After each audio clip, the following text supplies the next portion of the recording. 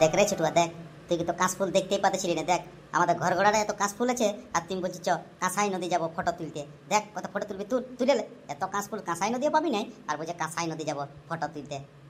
না রে ভাই, এগুলা দেখেছি, এমন লয় যে দেখি নাই। তবে ভাল ইয়ে চেঠাগুলা দেখ, এই কাঁচ ফুলগুলা না দুর্গা পূজা আসার অনেক আগে ঝুমরে যেতে খুঁজে। ওই জন্য বলেছ তাজা তাজা ফটো তুলবো কাঁসাই নদী, ওই জন্য আমি বলছিলি। এটা তো আমি জানি যে আমাদের ঘর ঘরে তো কাঁচ ফুল হয় বলে।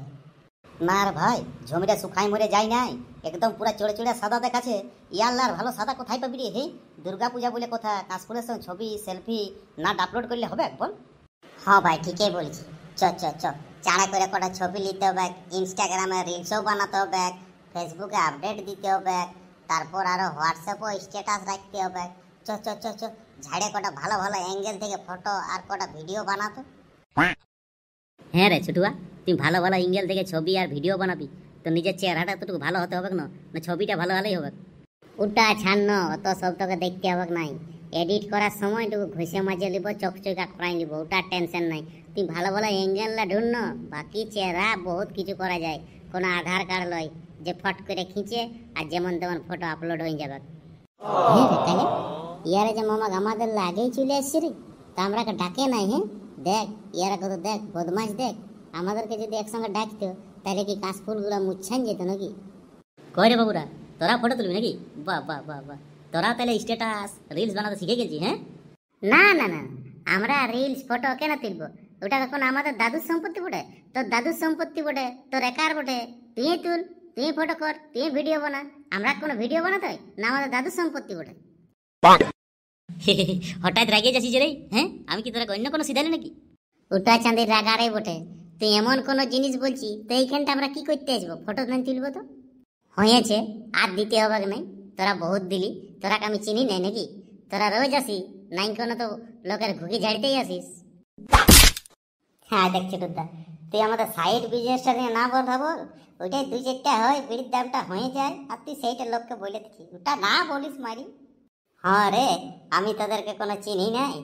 কোথায় বলে নাই চালা ইঁদুর নেজেছি নাই। ওইদিকে মনে হয় কোনো লোক আছে যার ঘুগি বটে, সেই ঘুগি জান বলা আছে, ওই জন্য তোরা এদিকে পেঁদায় ছবি তুলতে চলে আলি। যেই লোকটা যাবে সেই তোরা ঘুগিটাকে ঝাড়ে আর পুচ করে ঘর পালাবি। তুমি মারি ছোটুর দা ডেঞ্জারাস লোক আছি। আমাদের সাইড বিজনেসটাও তুমি প্রচার করে দিচ্ছি ভান্ন, এত লোক এবার জানবে। এবার আমাদেরও কম্পিটিশন হয়ে যাবে। ও বলবে আমি আগে যাব, আর ওরা বলবে আমি আগে যাব। আমরা আর পাবোই নাই। এবার আমরা বিড়ি কোথার কিনে খাবো? লোকের এবার ঠুঁটা বিড়ি ভালো বুঝতে হবে।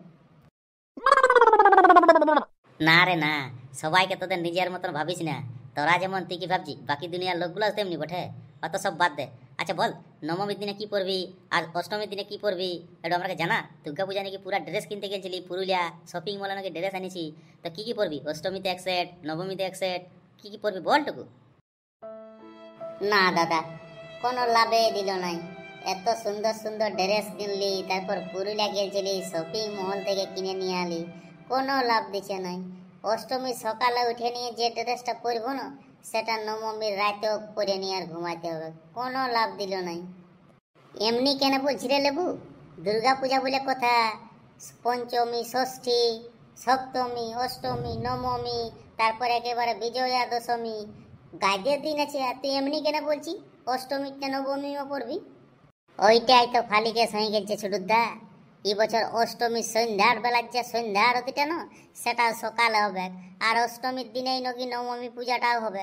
বল এবারে তুই কি অষ্টমীও মাতাবি আর নবমীও মাতাবি? একই দিনে দুটাই পড়ে গেছে। কি রকম বলছি রে লেবু, তাহলে তো ফুর্তিটাই মাটি হয়ে যাবে। হ্যাঁ 5 দিনের পূজা যদি 4 দিনেই শেষ হয়ে যায়, কত কিছু ভেবে রেখেছি। অমুক দিনে তমুক করব, তমুক দিনে অমুক করব, কোনোটাই যে লাভ দিবে নাই। এইটাই তো ফিজিক কেস ছিড়ুদা। এই শালা গ্রহ নক্ষত্রের ব্যাপারে কেউ বলতে রে, পাঁজিয়ে লেখা আছে মানে ওইটাই হবে। ও গ্রহ আর নক্ষত্রের উপরে কেউ যেতে লাগবে। হ্যাঁ বন্ধুরা, এটা কি সত্যি বলছে ইয়ারা, না পেঁদাই আমাকে ভুল মারছে? একটু তোমরা কমেন্ট করে জানাবে যে অষ্টমীতেই নবমী পড়ছে নাকি। নাই তো সেই রকম করে ডিজাইনটা আমাদের সেট করতে হবে যে পূজার কোন দিন কি করব। আর নাই তো আগে একটা সেট করব আর পরে দুসরা সেটিং চলে আসবে, কোনো বুঝতে লাগবো। সে পাবজি আর ফ্রি ফায়ার খেলার মতন হবে। হ্যান্ডক্যাপ কামেই করবে নাই, এক সেটিংয়ে আর এক সেটিংয়ে কাজ চলবে। দেখবে গুলির দিকে স্কোপ রেখেছি আর স্কোপ দিয়ে গুলি কোনটা মারবো কখন কোনটা মারবো কোনো বুঝতেই লাগবো। ওই টেনশনটাই তো আমার দুদিন রাতের ঘুমাই হয়েছে নাই। জগৎ থেকে শুনেছি যে এই বছর অষ্টমীতেই নবমী, তবে আমার টেনশনে একদম ঘুমাই হয়েছে নাই। তাহলে এত সুন্দর সুন্দর জামা কাপড় নিয়ে আলি, পূজায় পরবো মাতাবো, কোনো কিছু কাজে দিছে নাই। ওই জন্য রাতে আমার ঘুমেই হয়েছে নাই। আরে ছাড় ছাড়, অত টেনশন নিতে হবে না। দুর্গা পূজা বটে না, ওই কদিন যদি সময় পাবো না ওইটাই জমাই দিব।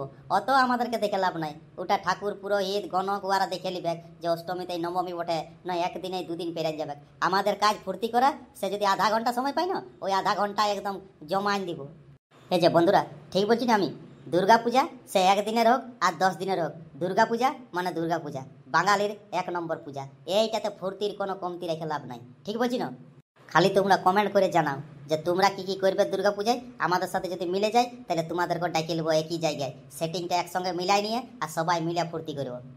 আর বন্ধুরা, এই কথাটা শুনে নিয়ে আমার চেঠা ঘরটা কাটছেই নেই। আমি মনে হয় বিগড়ে গেলে আমার মাথাটা কোনো কাজই করছে না।